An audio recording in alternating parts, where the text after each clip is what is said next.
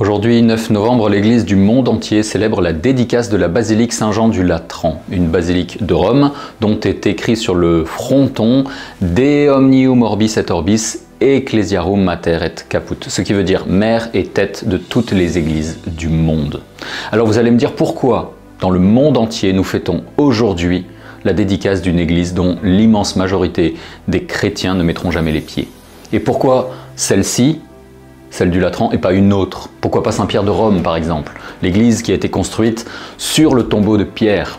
Jésus qui a promis à Saint-Pierre, tu es Pierre, et sur cette pierre je bâtirai mon église. Et c'est beau de voir que l'église Saint-Pierre de Rome, la basilique Saint-Pierre de Rome, elle est le signe visible, le bâtiment de Pierre qui manifeste la réalité invisible de l'église, communauté des croyants, corps du Christ, que Jésus a fondé. Mais pour revenir à la fête d'aujourd'hui, ce n'est pas la fête de la dédicace de la basilique Saint-Pierre que nous fêtons, mais bien celle de la basilique du Latran. Alors, pour comprendre l'intérêt de cette fête, il va falloir que nous fassions un peu d'histoire de l'Église. L'Église a été fondée par le Christ. Commençons par les choses simples. Il y a 2000 ans, sur la foi de Pierre, un homme pécheur qui a fait l'expérience de la miséricorde de Dieu. Le Christ, d'abord, fondement de l'Église, a été persécuté, tué, il est mort martyr. C'est la passion et la mort de Jésus.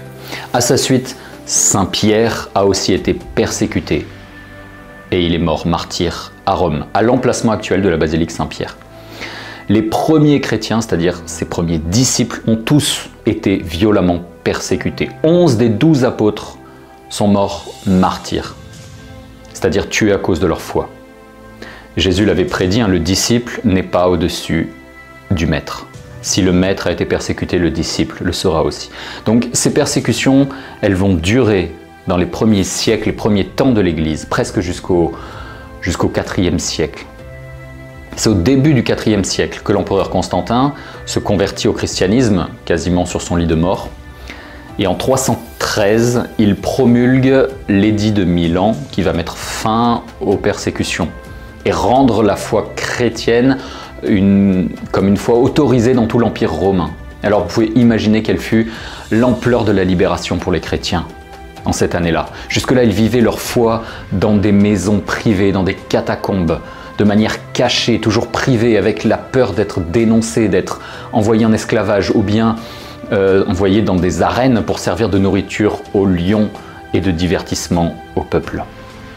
En 313 donc, l'édit de Milan met fin à ces persécutions. L'empereur Constantin, pour manifester sa bonne volonté, sa conversion, son ouverture à la foi chrétienne et l'autorisation qu'il donnait désormais aux chrétiens de rendre leur culte public, va offrir au pape de l'époque, au pape Miltiade, un grand domaine sur le mont Caelius à Rome, qui s'appelait les anciens palais du Latran, où s'élevait auparavant un temple païen.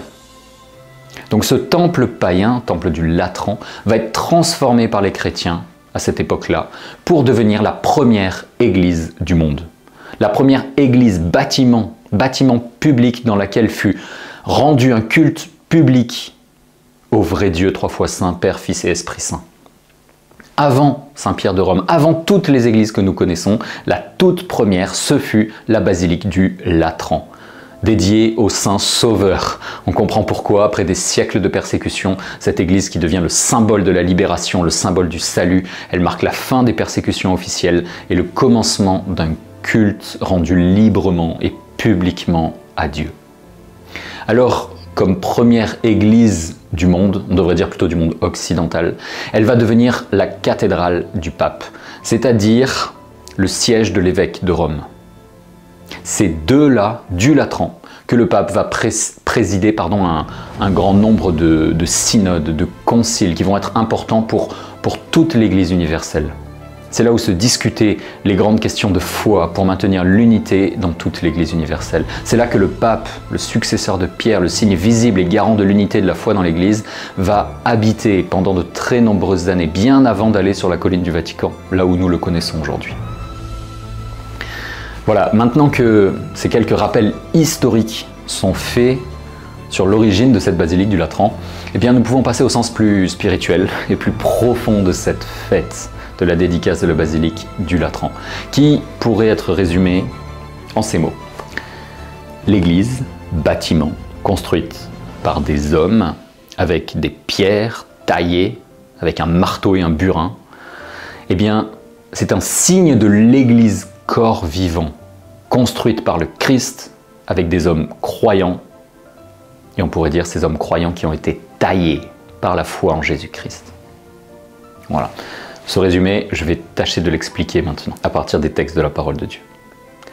Dans la première lecture de ce dimanche, le prophète Ézéchiel, 600 ans avant Jésus-Christ, a une vision. Il voit le temple de Jérusalem. Au-dessous le seuil du temple, jaillit une source d'eau qui coule du côté du temple, nous dit le livre d'Ézéchiel. Elle commence minuscule, puis elle va grossir petit à petit, un ruisseau d'abord, puis un torrent, puis un fleuve infranchissable. Vous trouvez ça en Ézéchiel chapitre 47. Et partout où cette eau passe, la vie renaît, les arbres deviennent féconds et même les feuilles de ces arbres guérissent, nous dit le livre d'Ézéchiel.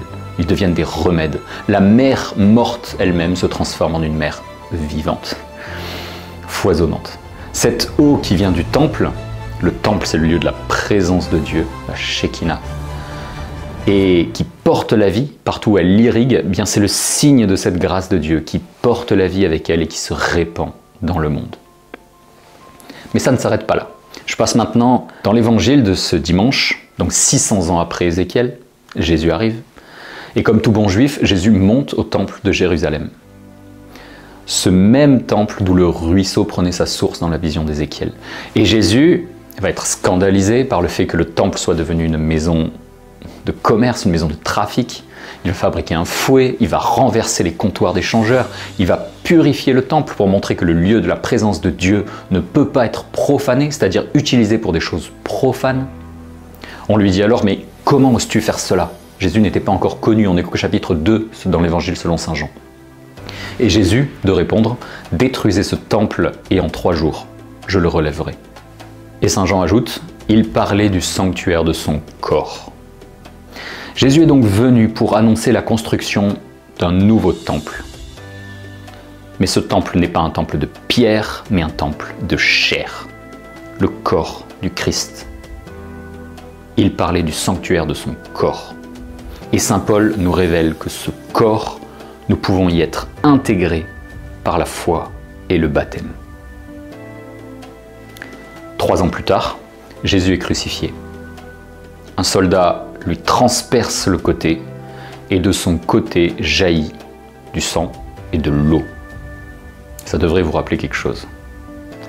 L'eau qui coulait du côté du temple dans la vision d'Ézéchiel et qui donnait la vie partout où elle passait. Et Jésus qui nous a annoncé que le nouveau temple, c'était son corps. Mais alors cette eau, c'est quoi? Eh bien cette eau, c'est la grâce de Dieu qui continue à donner la vie. Juste avant de monter au ciel, Jésus, c'est la dernière phrase dans l'évangile selon saint Matthieu, nous dit « Allez de toutes les nations, faites des disciples, baptisez-les au nom du Père et du Fils et du Saint-Esprit, apprenez-leur à observer tout ce que je vous ai commandé, et moi, dit Jésus, je suis avec vous tous les jours jusqu'à la fin du monde. » Et il s'élève et disparaît au regard de tous. Baptisez-les, baptisez-les, le baptême avec de l'eau. Voilà où nous avons accès à cette eau. L'eau de la vision d'Ézéchiel, l'eau qui coule du côté du temple, l'eau qui coule du côté du Christ transpercé par la lance, l'eau qui coule sur notre front le jour de notre baptême. C'est la même eau. C'est cette eau qui nous fait rentrer dans ce nouveau temple qui est le corps du Christ, qui est l'Église. C'est cette eau qui donne la vie, c'est cette eau qui guérit. Dans cette toute première église chrétienne, qui est la basilique du Latran, les chrétiens ont immédiatement construit un baptistère. Baptistère du IVe siècle, le plus ancien baptistère de l'Occident, encore visitable aujourd'hui d'ailleurs si vous allez à Rome. Jésus, il a voulu que sa grâce, qui est invisible, qui est le cadeau qu'il nous fait, par lequel nous participons à sa vie divine, nous participons à son corps, passe par des signes visibles, des signes concrets que nous appelons les sacrements. Eh bien, l'eau du baptême en fait partie de ces sacrements. Et dans cette même logique de signes concret nécessaire à notre foi, parce que nous sommes des hommes, des êtres incarnés, nous avons un corps de chair, nous avons des sens, nous avons des émotions, nous avons des sentiments, eh bien, à partir du modèle de la basilique du Latran, les chrétiens ont construit d'innombrables églises jusqu'aux églises de nos villes et villages. Ces églises de pierre qui contribuent à être des signes concrets de la présence de Dieu au milieu de nous, où l'eau de la grâce continue à couler et à apporter la vie et la guérison, exactement comme dans la vision d'Ézéchiel.